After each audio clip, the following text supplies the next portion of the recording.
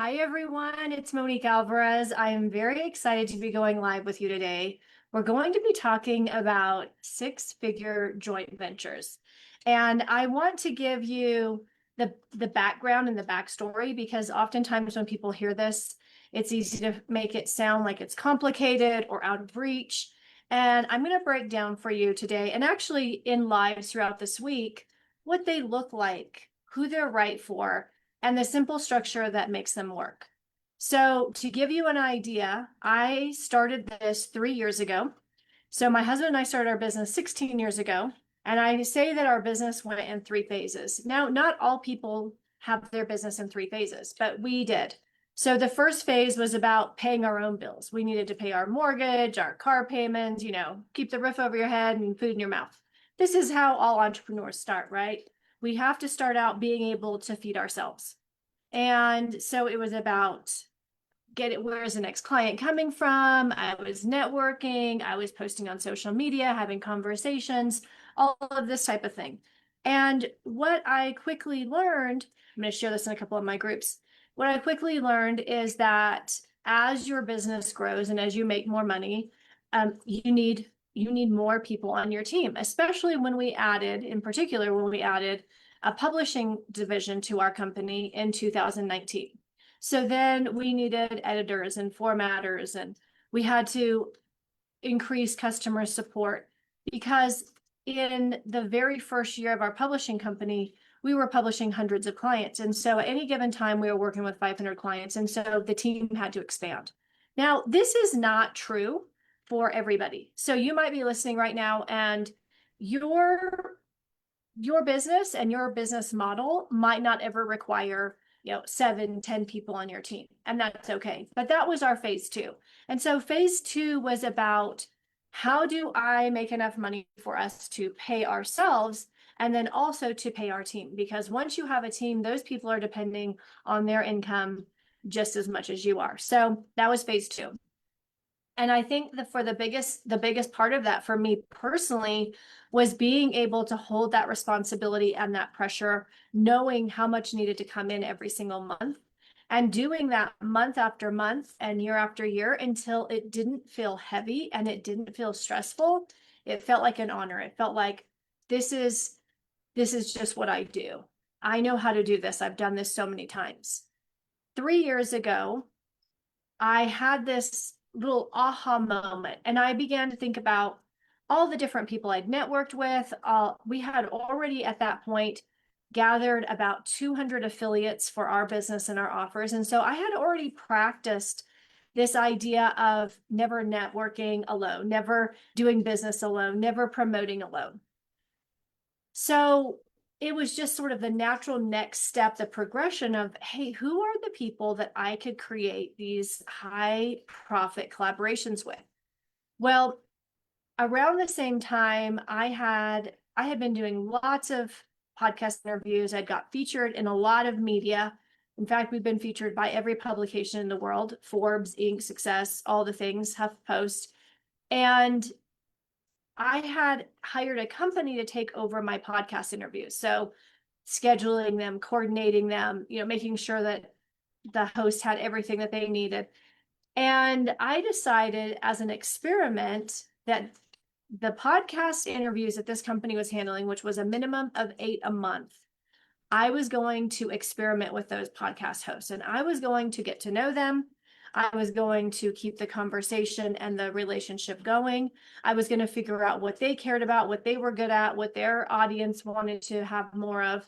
And I was going to craft these collaborations. And so it became a game at first. It was just, okay, if I were to do a collaboration with this person, keeping in mind what they're good at and what their offers are and who their audience is, what would it look like? And then I began to play further and I would write it up in just a simple format. And then I'd practice, presenting this to myself at first in 10 minutes or less, 12 minutes or less. And I remember the first time that I approached a podcaster and I said, hey, I have this idea. It may or may not be right for you, but I need 12 minutes of your time. And the key was is I made sure that I had already been a great podcast guest. I had already shared the interview. I had already promoted them and their platform, and people began to say yes. So what I want you to know is this. This was a natural next step for me, but for a lot of my clients and for a lot of the people that I've collaborated with, what it was, some of them, it was a natural next step. For some of them, it actually didn't feel like the natural next step. It felt like a big leap. But the reason it was a good next step for them is because they could no longer build their business one person at a time, one client at a time. They couldn't do this addition, right? They couldn't do one more and one more and one more. They actually really needed to grow their business in multiplication. They needed it to multiply more quickly. And each of them had a different reason why. Some of them had children that they were homeschooling, or they had special needs kids, or they had aging parents that they were taking care of. And so the time that they were spending in their business had to be time very well spent. They needed the maximum bang for their buck. I'm going to come over here. If you have any questions, feel free to drop them in the comments. And so because they wanted to create these bigger steps forward, these collaborations became the natural next step. For a lot of my clients, this was the big thing that was motivating them. Many of my clients are in their 40s and 50s, and they realize that they just no longer had the time, energy, or focus to put into their business that maybe they had had 5 years ago. So perimenopause, menopause had created this new incentive for, I've got to do this smarter. I've got to do this better. The other thing that I will say is it depends on what a person wants. There are so many people who are content with getting a client when they get a client or making a little bit of money. What I find is the common denominator between everyone that I collaborated with and these bigger six-figure collaborations was they wanted something more. They had a clear reason. What I find is for most people, and women in particular, more money for the sake of more money is not really going to get their juices flowing. It's not really that exciting for them. But if they're thinking that they want to go take a year and travel with their family, or they want to send their kids to a private school, or they want to buy their parents a home, when they have a particular motivation and they know where that money is going, it helps make it all more concrete. So that's a little bit of the backstory. So let's dive in. One of the things that I found most interesting when I started doing this was how many people will discount and disqualify themselves.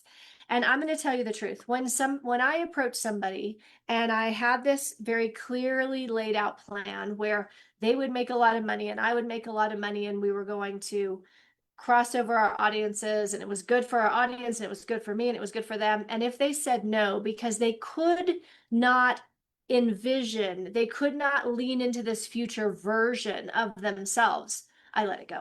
This is really, really important, not just for six-figure collaborations, but in general. If people can't see themselves as the person who does this thing, whatever it is, it's probably best just to let it roll, because there's plenty of people who can envision that.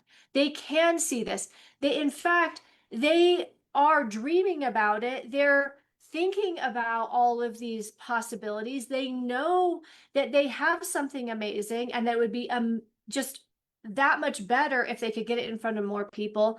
They fantasize about it. And for most people, they're waiting for the invitation. For me, when I first started offering the invitation and I started, saying, hey, this is what I thought of, would you want in? That was step one. But what ended up happening for a lot of the people I collaborated with, they then got the feel for how to create collaborations, and then they could be the ones sending the invitation. Both are incredible positions to be in. And the thing that I find is once you know how to do it, you can do it over and over again. It's just like riding a bike. You can spot opportunities, you can see people. And if you're on social media, which I'm guessing you are, because that's how you're seeing this, and I'm on social media all the time, I can spot people and their offers, and I can see these pockets of opportunity, and you'll be able to do the same. So who are these best for? I'm going to tell you the truth. I typically say you need to have an offer. And that's true for most people. However, I have done very big collaborations with people who didn't even have an offer yet, but they had a podcast, they had an audience. So I actually crafted collaborations with podcasters who hadn't yet figured out their offer, hadn't yet monetized their podcast, but they had done 500 plus interviews, or they had a big email list, they had a big group on social media. So these are all people that make great collaboration partners. For the most part, I would say 80% of my collaborations have been with coaches who have premium offers, who want to help more people, who want to have more income, more impact, and they want more people to know they exist. And this is a key pillar and foundation. When I talk to people, and if they're like, oh, you know what, if they're still kind of like think it's cool to be in that nobody knows about me and I'm the best kept secret club, it's not a right fit. And I will tell you the way you can know if you're accidentally in this club, because you don't want to be in this club. You don't want to be in the best kept secret club. It's not a good club to be in. As you will look at how often someone posts on social media. So if there's someone that I'm considering doing a collaboration with, I will go stalk them on all their social media, kind of find the one or two that they post the most on, and then I will see how frequently they post. If people don't post that frequently on social media, on any platform, if they don't have a platform that they fell in love with and they're not consistent there, those people are already missing opportunity. They're already letting people pass them by. They're already leaving money every which way. So for the most part, what I can, I have to make judgments, right?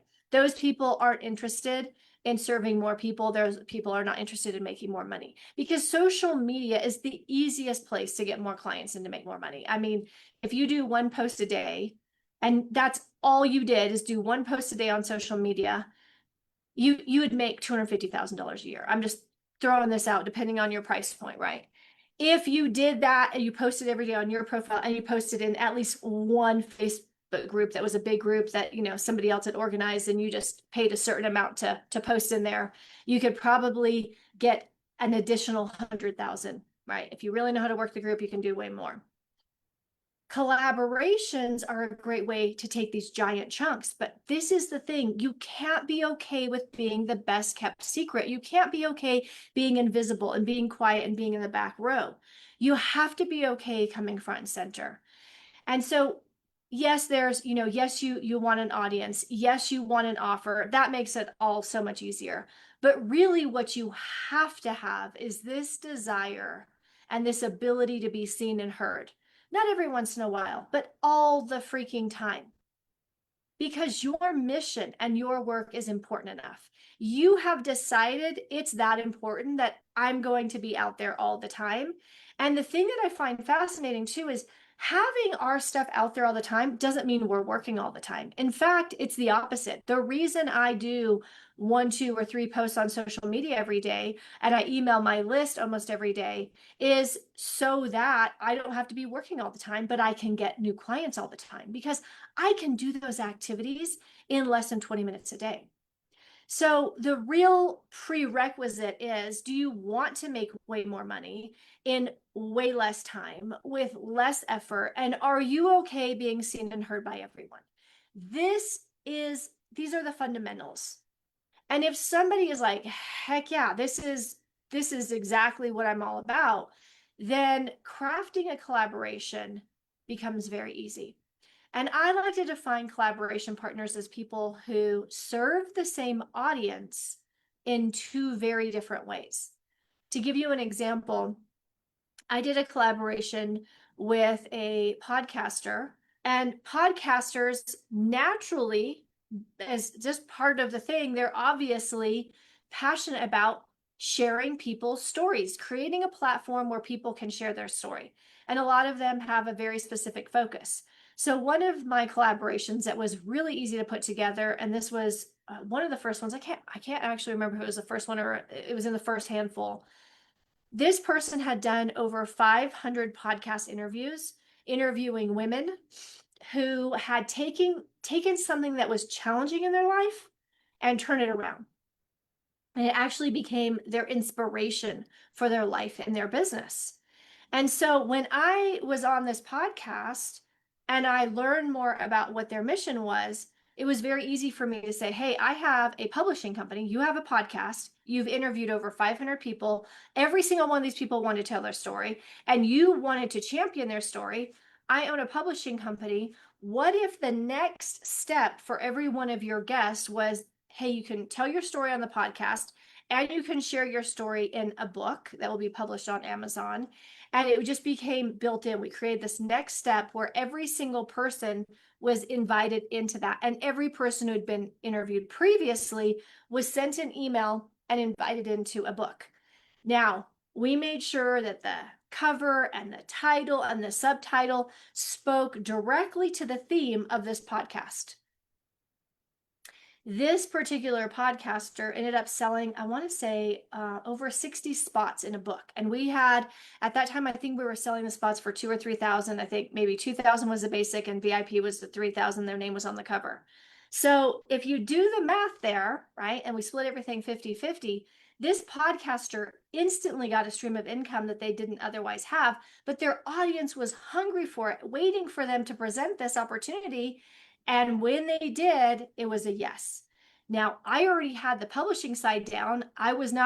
No one in this book was going to be an experiment. We had already published over 1,000 people. And so that was easy for us to do. So when you have somebody who is the right person for collaborations and you can spot where the gap is, your audience wants this, and we can serve them better together through this offer, or you provide this and I provide that, then what is the natural only missing step is communication. And I will say, for anyone who feels like six-figure collaborations might be, challenging, or this will be hard, or this is going to take a really long time. I've had collaborations that moved from a 12-minute presentation to a yes, I want to do this, to a 1-hour call, to emails and posts on social media, and getting into cash flow in 2 weeks or less. If you know me and if you followed me, I don't have patience. That's not my strong suit. I do not like things to take a long time. I do not want them to take longer than is necessary. And so I'm always spotting the fastest path in. I love to run fast. So what most people discover in doing this is that communication is the only missing piece. Knowing how to communicate with potential collaborators, and then knowing how to communicate with both audiences in a way that makes it a no-brainer and things move quickly. We don't want to create a collaboration where it's like, well, by 2031, maybe we can each have 10 additional clients. Nobody wants that. I'm talking about things that can move quickly and nail what the audiences actually already want and are probably actively looking for. And if we don't provide it, they'll buy it from someone else. Is this all making sense? So this is what I love about six-figure collaborations is, number one, it's so motivating, because if you can imagine, if you knew we could put together an offer and we could communicate it and put it out to audiences, that sales would come in immediately and instantly. Here's the other thing that naturally happens. And I've done this with many collaboration partners, is they bought in for this. What's something else that they want? What's an upsell? What's a community? What's an event, a retreat? What's another thing that we can give them? You see how this can continue to go? So structure is incredibly important. And this is what I always say for collaborations, for successful collaborations, there has to be one clear leader. I've led collaborations with people who have been in business longer than me, who make more money than me, who have a bigger audience than me. Whatever you can think of, they're ahead of me. But that didn't change the fact that it was my collaboration to lead.